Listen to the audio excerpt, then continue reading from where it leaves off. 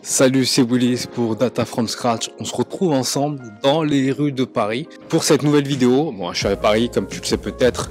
J'ai rencontré certains d'entre vous durant une conférence. Je suis à Paris déjà parce que je suis en congé paternité et j'en profite aussi pour créer du contenu que j'ai pas forcément eu le temps de créer à Montréal. Ça me fait d'ailleurs bizarre d'être à Paris parce que ça fait très longtemps que j'ai quitté Paris, ça fait maintenant 9 ans. Et justement, dans cette vidéo, je vais te parler en fait de ce que j'ai appris durant ces 9 ans au Canada. En fait, finalement, le Canada versus la France, d'autant plus que vous êtes très nombreux à me poser la question de vous demander est-ce qu'il y a des opportunités intéressantes, d'autant plus qu'actuellement, en Amérique du Nord, il y a pas mal de renvois. Donc on va faire le point sur, finalement, qu'est-ce que j'ai appris durant ces 9 ans de carrière, et aussi, est-ce que ça vaut toujours le coup de venir en Amérique du Nord? Est-ce que les opportunités sont là ou est-ce que les opportunités en Amérique du Nord sont finies? Bon, avant de te donner toutes ces informations, je te demande comme d'habitude de mettre un maximum de likes à cette vidéo, de partager cette vidéo parce que je suis sûr qu'elle va intéresser de très nombreuses personnes. Et bien évidemment, mon cadeau gratuit dans lequel je te parle des métiers de la data et de toutes les compétences nécessaires pour devenir soit data engineer, soit data scientist, soit data analyst. Bref, tu trouves le tout en description. Vas-y, va choper ça. Ce cadeau n'attend que toi. Donc avant de te parler de ces différents points, là j'ai rendez-vous avec Robin de DataGen, je vais tourner un podcast avec lui, donc justement on va aller le voir dès maintenant, c'est parti. Donc nous voilà chez Robin, donc de DataGen, avec qui je vais tourner un podcast, donc il va y avoir plein de belles surprises, et donc je vais te laisser t'introduire Robin. Écoute, hello Willis, merci beaucoup pour l'intro. Moi c'est Robin Conquet, effectivement j'anime le podcast DataGen dans lequel j'interviewe les leaders ou experts data des plus belles boîtes, des Blablacar, Doctolib ou encore des Pernod Ricard. Et voilà, et je repartage sur les réseaux un peu tout ce que j'apprends. Vous pouvez me trouver sur LinkedIn, maintenant sur YouTube aussi récemment. On s'abonne au maximum. Et comme je t'ai dit en introduction, c'est la magie. Alors comme je t'ai dit en introduction, moi je suis à Paris à la base en congé paternité. Bon, j'en profite pour passer voir des amis dont Robin fait partie. Donc voilà, je te lancerai son petit podcast en description, je te le mettrai en description. Et puis on va te laisser là. Je te donnerai la suite des points dont j'ai parlé en introduction par la suite. On va aller se promener à Paris, mais bon là faut que je tourne le podcast, donc on se retrouve juste après. Ciao. Ah là, comme tu l'as vu, j'étais avec Robin de DataGen, donc ouais, des fois le matos nous lâche, il nous a lâché entre temps, mais bref, ça a été un plaisir de tourner un podcast avec lui. Je te mets à disposition le podcast dès qu'il est dispo. Dans tous les cas, je vous mets en description le lien pour aller voir et checker la chaîne YouTube de Robin qui fait du contenu incroyable. Et on va déjà commencer par parler du Canada et de la France et de qu'est-ce qui se passe finalement et de finalement les premières conclusions au bout de 9 ans des opportunités que j'ai eues. On va commencer déjà par le premier point qui peut attirer les Français au Canada, en tout cas surtout au Québec, c'est la langue. Ouais, parce que honnêtement, en tant que Français, le Québec est un peu une terre d'opportunités. On y parle français, il y a plein d'entreprises françaises, moi j'ai travaillé chez Ubisoft, donc on se dit qu'on n'a pas besoin de parler anglais en fait, alors qu'en fait c'est vraiment tout le contraire. Je te conseille vivement de parler anglais clairement pour te démarquer et pour même assurer ta place, pour te permettre de taffer sans problème et juste pour enjoy le process de vivre au Canada sans problème. Parce que même si le Québec et le Canada sont des identités différentes, en tant que personne de la data et même personne en tech, je te conseille vivement d'apprendre l'anglais et de pas stresser pour ça.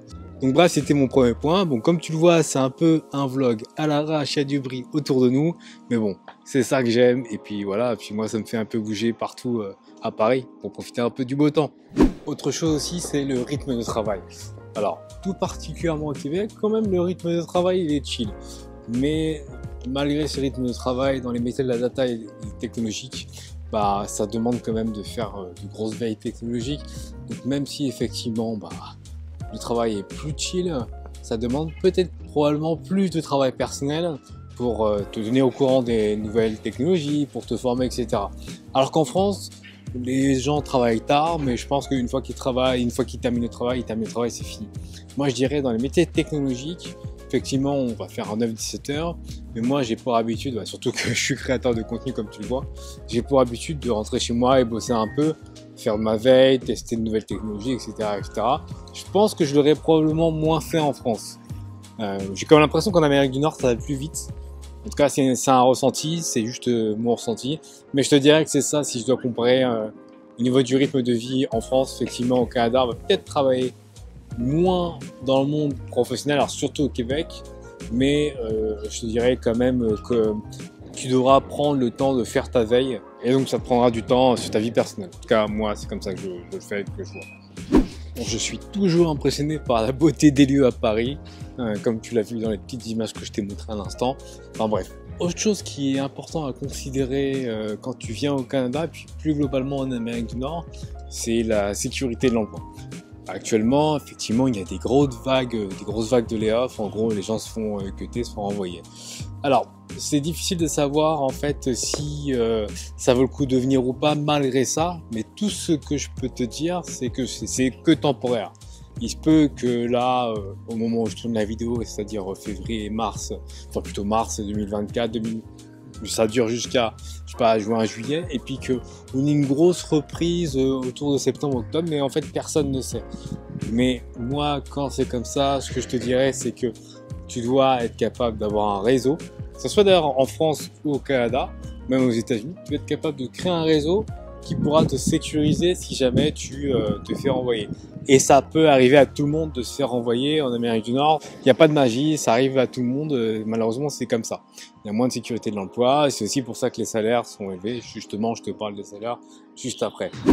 Et justement, en parlant des salaires, il est indéniable que les salaires sont plus élevés au Canada et en Amérique du Nord, en règle générale. Oui, la culture, c'est de payer souvent les devs, quelle que soit la spécialité, minimum plus de 100 000 $ pour quelqu'un qui a au moins, on va dire, 5 ans d'expérience au minimum. Maintenant, si tu es chaud, tu peux clairement viser les 160, 180, 200 000 $, 250 000 $. Et il y a des opportunités pour ça. Je pense à des entreprises comme Snowflake, comme Databricks, comme IBM, comme Electronic Arts, bref, de très nombreuses entreprises. Et même si effectivement certaines entreprises renvoient, ces mêmes entreprises étrangement recrutent. C'est un peu paradoxal. Bref, tu vois, c'est vraiment une tendance paradoxale du marché canadien. Puis si je compare avec la France, effectivement, je pense qu'un très bon profil data pourrait atteindre les 100 000 $ à peu près, 100 000 €, pardon, à peu près, voilà. Alors qu'un très bon profil data pourrait atteindre 250 000, 300 000 $ s'il est vraiment chaud et qu'il arrive à bien se marketer, à bien gérer son profil, quoi. Donc vraiment, en Amérique du Nord, finalement, je dirais que la seule limite en termes de salaire, c'est le ciel. Maintenant, je dirais presque que c'est comme une prime de risque. Effectivement, la sécurité de l'emploi, tu l'as moins. Et donc forcément, tu le payes par le salaire, tout simplement. Un des derniers points dont je voulais te parler dans cette vidéo, c'est qu'en Amérique du Nord, par rapport à la France, je trouve qu'en Amérique du Nord, il faut beaucoup plus s'adapter. Les choses changent assez vite. Il se peut que tu changes plusieurs fois de manager dans la même année ou en 2-3 ans. Les technologies changent, ça va très vite, il faut s'adapter assez rapidement. Enfin moi, ça m'a vachement étonné quand je suis arrivé en Amérique du Nord, en tout cas au Canada, c'est que en fait il y avait pas mal de changements, pour du positif comme du négatif, mais toujours, j'arrivais toujours à apprendre de nouvelles choses sur moi-même. En France, les choses, j'ai l'impression, mais tu me diras en commentaire ce que tu en penses, les choses sont un peu plus figées. Déjà parce qu'il y a une sécurité d'emploi, donc les gens ne partent pas forcément. Déjà au Canada il y a un préavis de 2 semaines, donc alors qu'en France c'est 3 mois en règle générale. Je crois que tu peux le négocier, bref. Les choses sont plus figées en Europe, en tout cas en France, que par rapport à ce qu'il y a au Canada et globalement en Amérique du Nord. Donc si tu viens au Canada, sache que tu devras la plupart du temps t'adapter au changement. C'est dire que c'est capital pour bien vivre ton aventure si tu veux venir au Canada. Et moi c'est vraiment une des leçons qui m'a le plus marqué durant ces 9 dernières années au Canada. Moi au Canada, par rapport finalement quand je fais le point de ce que j'ai réalisé, des opportunités que j'ai eues au Canada, vraiment il y a une grosse différence en termes d'opportunités. Le Canada est connu comme une terre où effectivement il y a plein de choses, plein d'opportunités, et tout particulièrement en data. Alors effectivement le Canada que j'ai connu en 2015 et le Canada de 2024 est différent, et effectivement la vie coûte cher, etc. Mais honnêtement, il y a quand même de belles opportunités encore en ce moment. Donc ça vaut vraiment le coup, en tout cas pour moi, de ce que je vois, de mes retours d'expérience, des amis que j'ai, etc.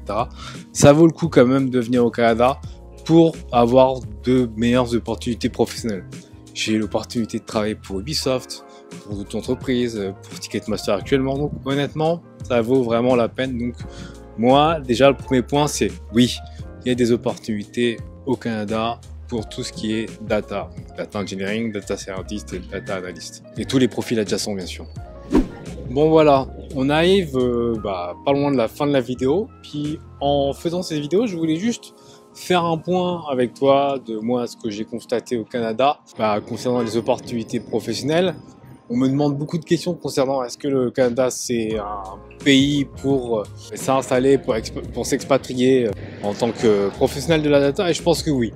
Cependant, c'est pas le même pays qu'en 2015 quand je suis arrivé, et donc il faut vraiment faire ses recherches.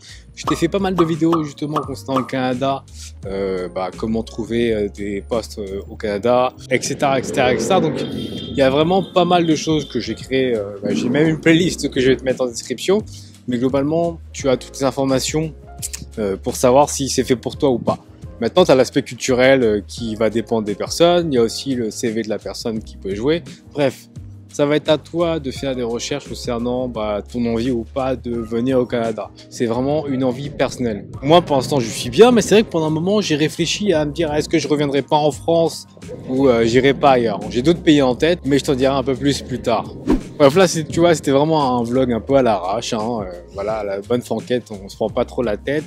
Là, je suis à Paris, mais je vais bouger un peu partout en France, juste parce que je vois de la famille, je profite pour tourner quelques séquences. Donc voilà, ça me fait plaisir de tourner quelques séquences comme ça quand il fait beau, c'est toujours le kiff. Puis comme tu l'as vu, c'était à l'arrache parce qu'il y a des séquences que j'ai tournées avant, après, bref. Vraiment, c'était à l'arrache, mais l'idée, c'était vraiment de faire un truc relax, pas de prise de tête. Bref, sur ce, je te laisse, c'était Willis pour Data from Scratch. Je vais profiter avec ma famille et tout. Et je te dis à la prochaine. Bye.